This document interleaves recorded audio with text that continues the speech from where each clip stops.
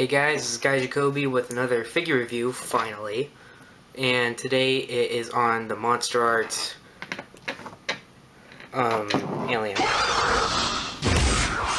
From Alien vs. Predator. Now this is the version that is specifically from Alien vs. Predator, and there is a difference. The big chap one is...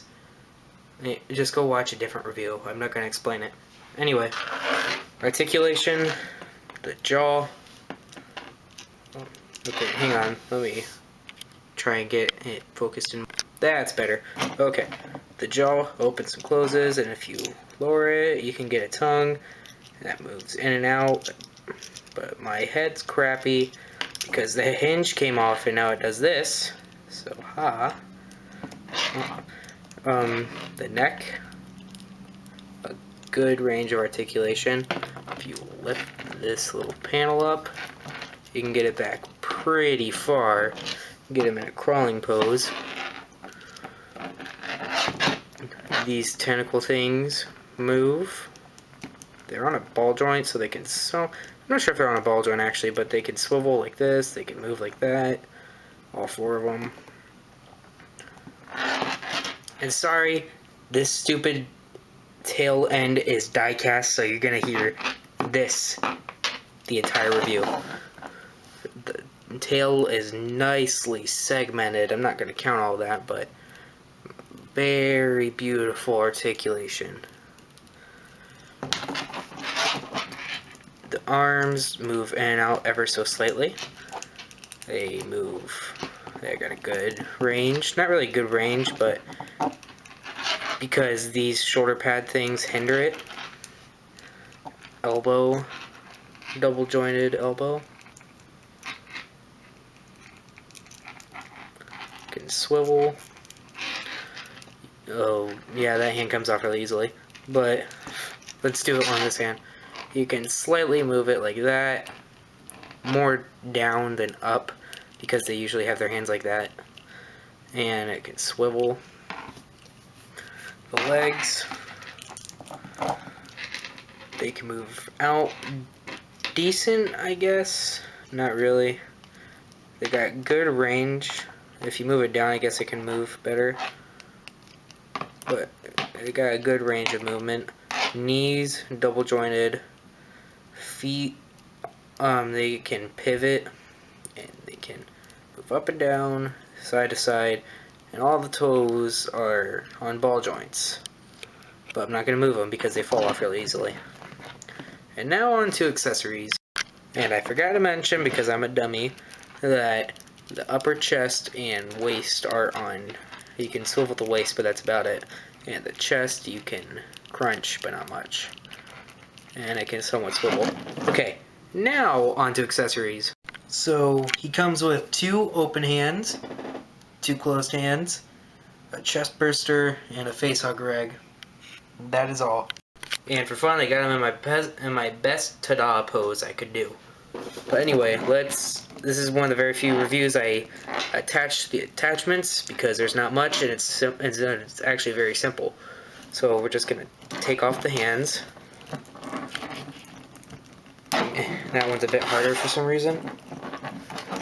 But nevertheless, yeah. Get in there, tiny mouth. We're gonna do this one. I'm just gonna do this off camera because it's a lot easier. Now these are the hands that add the creepiness factor to him, because he has the mantis-like pose. You can give him the mantis-like pose and it actually works. Not with these open hands that are better for his crawling pose. And now let's go on to these. I'm just going to turn off the camera while I put these on. Now this is the best pose I could get him in. I try to make him look like he was running on all fours, but it looks like he's taking a knee for somebody. But yeah, these are good for running positions in my opinion. Now we're going to take a look at these two. The face hugger egg is beautifully painted and sculpted. Nice wrinkles and attention to detail and that weird looking thing opening right there.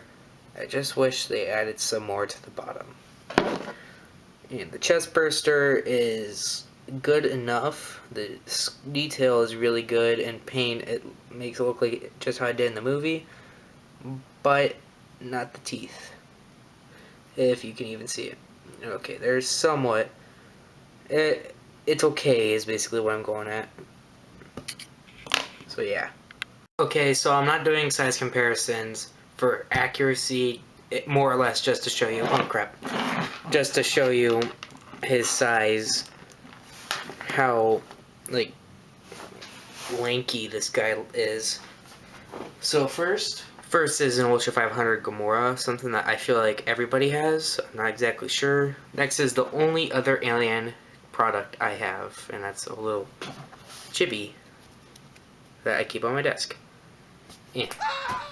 Next, just as a reference, I brought out my Ultra Act Ultraman Leo, which is around the size of normal Bandai Ultras, so I don't need to bring out a Bandai Ultra. And since this is the AVP alien, this is the only Predator I have. If it was smaller, it would be, if it was just a tiny bit smaller, it would be accurate. My Ultra Act Gamora, not sure how many people actually have this, don't know why I'm putting it in there. You know, just because. The only other Monsterarts I have, and that is Final War Skygan. And this guy is pretty big, so this shows you how big yet small this guy is. He's tall, but he's extremely, like, linky, if you know what I mean, like really skinny. Next is the line of Jaegers that loves to break at the arms, which is NECA, and specifically Gypsy Danger. I know a lot of people have some sort of Gypsy Danger, it's just that this is the ultimate, which is my favorite, even though it's broken. But for some reason, I don't know why, I didn't even glue this, it's just able to stay there for some reason. But it doesn't move. But yeah, just as reference. Something I'm almost positive everybody has, which is the 95 Godzilla. No, not 95, 94. I always get those years mixed up. I've always been saying 95, but this is 94. 94! Got it? Do you got it? An Ultra 500 Hinzagaran, just in case you have any crawling kaiju, especially Hinzagaran, in which case you will get the exact idea of what I'm talking about. And finally, my newest purchase, the NECA Shin Godzilla, and I will be doing this guy's review next. Not tonight, probably tomorrow, maybe, I don't know. I'm being very lazy lately, but it looks pretty good. If that shows you how big these two are. By the way, this is my favorite NECA figure that I have. Now we'll go into detail, and I will tell you this guy's detail is amazing. You know, like I would expect any less from a Monsterarts figure. They got a lot of ridges in there. Really nicely done, all the way down to the tail. Don't know why they made this die cast, it just makes it that much heavier and you can't position it. See? And they even got a little dry brush, it seems, on the ab and chest area. And that's really all I've got for today. Articulation is phenomenal. Same thing with detail. Sizing, unless you have any character that's, you know, human size, then you're not going to get anything else good. But that's, you know, accuracy. He's a pretty decently sized figure, tallness-wise. He's very skinny, and due to that, he is very hard to position. Like, plus his tail is so high up. You gotta, basically, you can't stand him straight. You can't stand this one straight up. You gotta make him crouch some way or another. But yeah, rarity is not all too rare. I got him for $35 at my local comic book store, and yeah, so I gotta give this guy a 9 out of 10.